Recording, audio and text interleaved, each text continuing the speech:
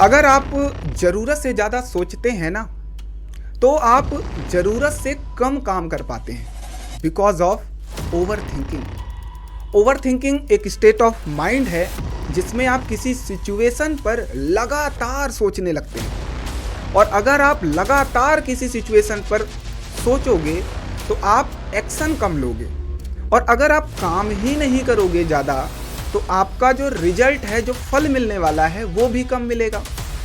और इसकी वजह से क्या होगा कि आप एंजाइटी, स्ट्रेस, डर जैसी समस्याओं का आपको सामना करना पड़ेगा। तो साथियों, आज के इस शानदार सेशन में हम इन्हीं सभी समस्याओं की जननी ओवर थिंकिंग पर चर्चा करने वाले हैं। तो नमस्कार, जय हिंद साथियों, यूएसडी टॉक्स पर आप सभी का स्वागत है। क्या आपको भी रात भर नींद नहीं आती? आप बेचैन से रहते हो, घबराते हो किसी प्रॉब्लम को लेकर के, किसी सिचुएशन को लेकर के। किसी ने कुछ कह दिया हो तो आपके साथ ऐसा होता है कि उसने मुझे ऐसा क्यों कहा। आपके साथ ये सारी समस्याएं जो होती हैं, ये क्यों हो रही हैं? क्या आपने कभी इस पर विचार किया? कोई मैसेज आया, हम उसके 10 मीनिंग्स निकालने लगते हैं, हम उसके बाल की खाल निकालने लगते हैं, उसमें इतना विचार करते हैं, इतना ज़्यादा सोचने लगते हैं कि हम एक लूप, एक ट्रैप में फंस जाते हैं। इसी को ओवर थिंकिंग कहते हैं। और मेरे साथियों, ओवर थिंकिंग जो है ना, ये हम करते नहीं हैं, ये हो जाती है। ये सिर्फ आपके साथ नहीं हो रहा है, ये हम आप सभी के साथ होता है। सभी के जीवन में कभी ना कभी कोई ऐसा फेज आता है कि वो ओवर थिंकिंग का शिकार होता है। उसको एंजाइटी, स्ट्रेस, डर, सभी समस्याएं आती हैं। मेरी लाइफ में भी आया था, मैं भी ओवर थिंकिंग का शिकार हुआ था, बहुत परेशान रहता था। और सबसे बड़ी समस्या जो है वो करियर ही होता है, या किसी ने कुछ बोला, कुछ ऐसी सिचुएशन फंस गई, कुछ ऐसी परेशानी आ गई कि हम लगातार उस फेस को सोचते रहते हैं, ओवर थिंक करते रहते हैं और बात का बतंगड़ बना लेते हैं। मुझे बताइए, क्या आपके पास इतना फोकट टाइम है कि आप ओवर थिंक करो किसी छोटी सी बात को लेकर के, किसी बड़ी सी बात को लेकर के? और छोटी और बड़ी बात होती क्या है? हम बनाते हैं किसी बात को छोटा, या हम बनाते हैं किसी बात को बड़ा। हर पर्सन में अपनी एक काबिलियत होती है। किसी बड़ी समस्या को भी एक पर्सन होता है, उसको छोटी सी समस्या समझ करके और उसका सामना करता है। तो अगर आपके पास फोकट टाइम है तो आप करते रहिए, अगर नहीं है तो आइए समझते हैं आज के इस शानदार सेशन में कि ओवर थिंकिंग क्या है, ओवर थिंकिंग के क्या साइड इफ़ेक्ट्स हैं, ओवर थिंकिंग क्यों होती है, कारण क्या है, और ओवर थिंकिंग को हम ख़त्म कैसे करें या उसको कम कैसे करें ताकि हमारा जीवन सरलता से आगे बढ़ सके। सबसे पहले समझते हैं कि थिंकिंग एक सामान्य विचार क्या है। साथियों, थिंकिंग इस प्रकृति का सबसे खूबसूरत हिस्सा है जो कि हम मानवों, मनुष्यों के नसीब में आया है। हम मानव जो हैं, मानव जाति पूरी अन्य जीवों से, इस प्रकृति में जितने भी जीव जंतु रहते हैं उनके कंपेयर में सबसे अधिक सोच समझने की क्षमता रखते हैं और उस आधार पर डिसीजन लेते हैं। और ऐसा इसलिए हुआ है कि हम सरवाइव करने के लिए सोचना समझना शुरू किए थे, क्योंकि सबसे कमजोर इंसान था पहले, आदि मानव के रूप में हम उभरे। उसके बाद अपने आप को सरवाइव करने के लिए हथियारों का उपयोग किया, शिकार किया, हमने तरह तरह की चीज़ों की खोज की। ये because of thinking. Thinking power सबसे खूबसूरत हिस्सा है इस प्रकृति का। बस हमें क्या ध्यान रखना है कि इस थिंकिंग को ओवर थिंकिंग की ओर ना लेकर के जाएं। मतलब इस सोच समझने की जो विचार करने की जो क्षमता है, इस ट्रैप में फंस ना जाएं कि किसी सिचुएशन में बस सोचते ही रह गए। हमारा काम होना चाहिए कि इसको डीप थिंकिंग में लेकर के जाएं। बात समझ रहे हो? डीप थिंकिंग क्या होता है कि कोई रिसर्च, कोई बहुत बड़ा आविष्कार करना है तो उसमें लगेगा 1 साल, 2 साल। हमको एक छोटे छोटे डिसीजन के लिए 2-2 घंटे, 3-3 घंटे वेस्ट नहीं करना है। ये आपको समझना होगा। अगर मैं आपको बोलूं कि जो थिंकिंग और ओवर थिंकिंग है ये हम कंट्रोल कर सकते हैं।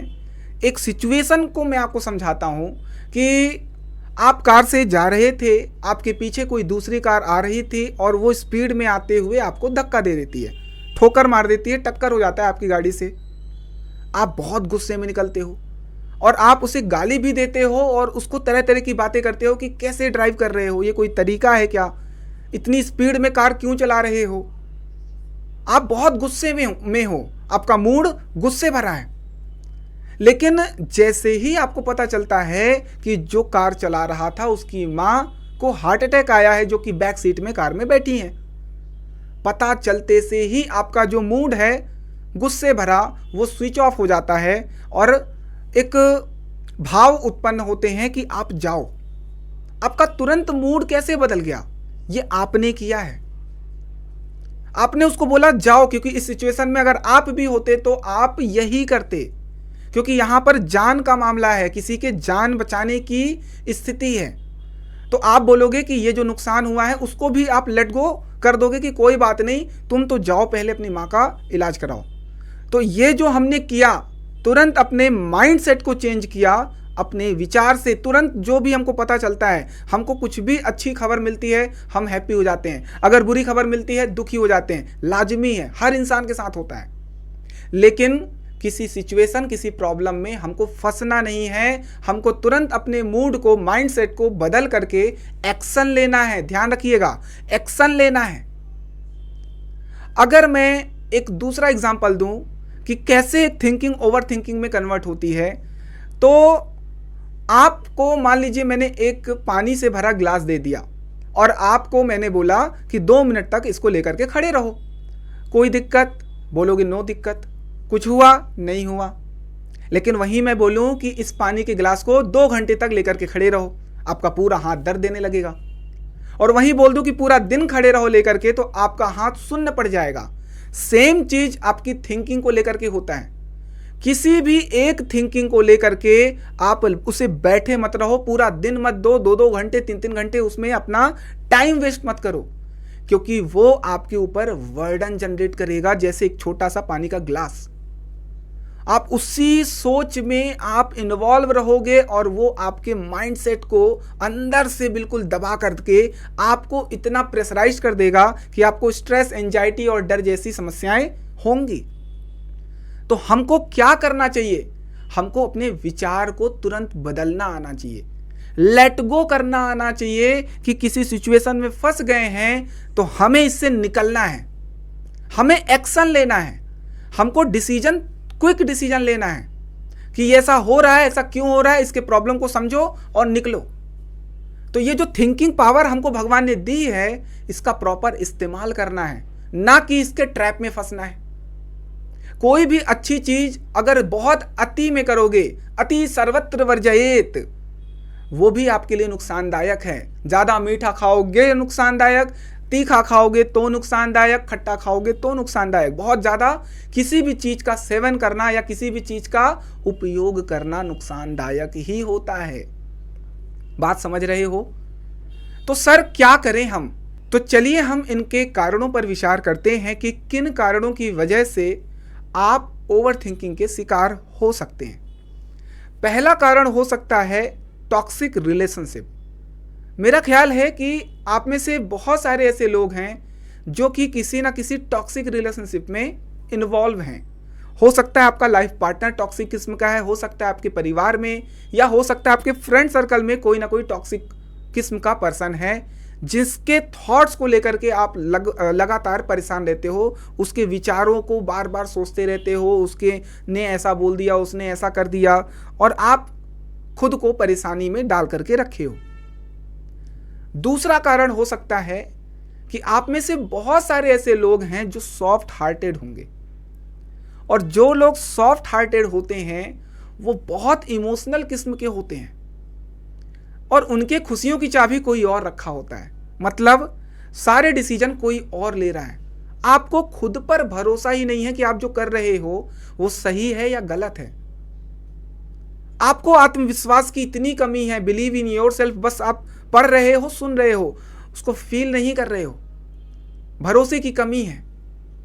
तो यह भी एक कारण हो सकता है। तीसरा कारण हो सकता है पास्ट एक्सपीरियंस, कि आपने पहले कुछ ऐसे एक्सपीरियंसेस किए हैं जो आपको अभी तक परेशान कर रहा है। हो सकता है बचपन का कोई ऐसा ट्रॉमा हो, कोई ऐसा एक्सपीरियंस जिसे आप भुला नहीं पा रहे हैं, या हो सकता है कि आपके जीवन में ऐसी घटनाएं हो गई हों जिसे आप भूल नहीं पा रहे हो और आपके सपनों में सोते जागते आपको उसी के ख्याल आ रहे हैं और आप ओवरथिंक कर रहे हो। तो ये भी एक कारण हो सकता है। अगला कारण हो सकता है मेरे साथियों, लोग क्या कहेंगे।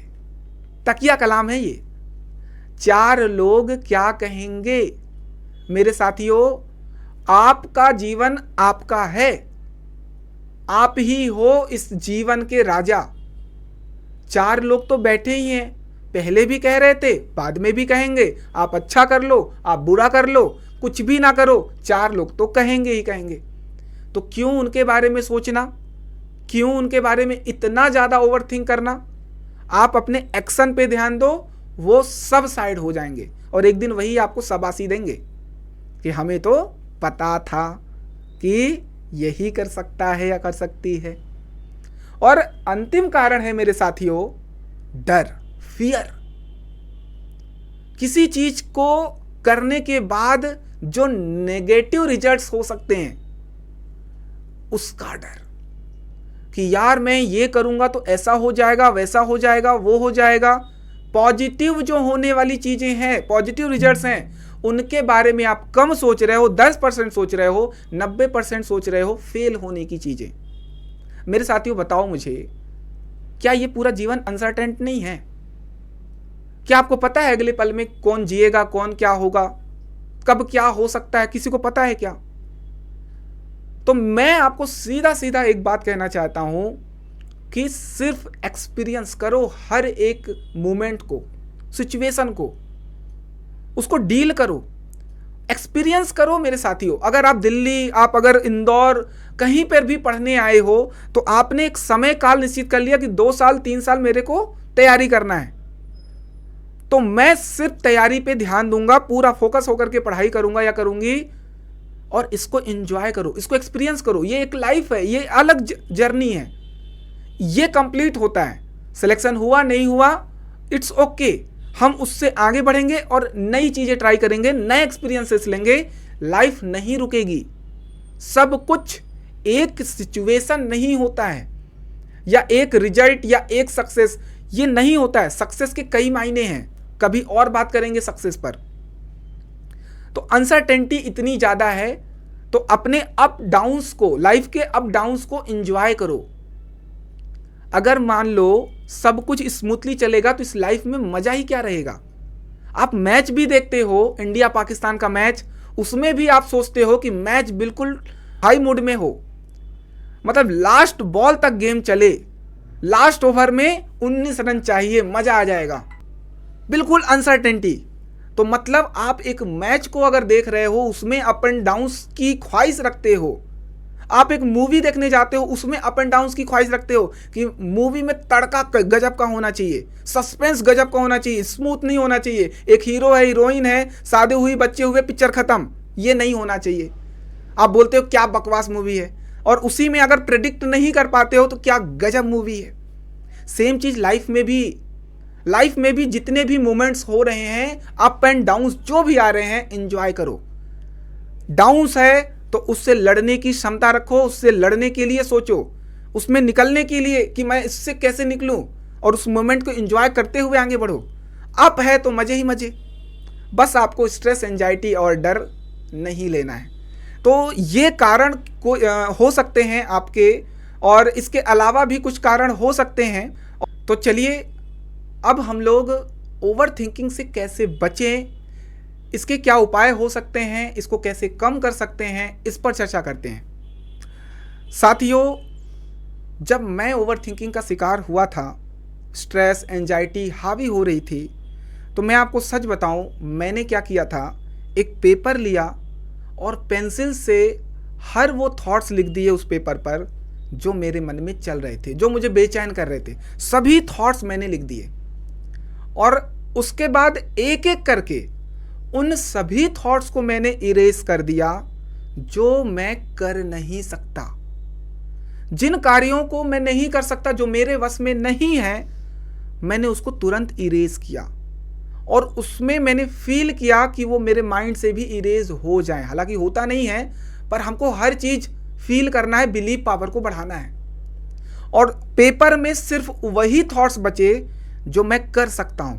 ऐसा करने से मेरे अंदर बिलीव पावर बढ़ गया।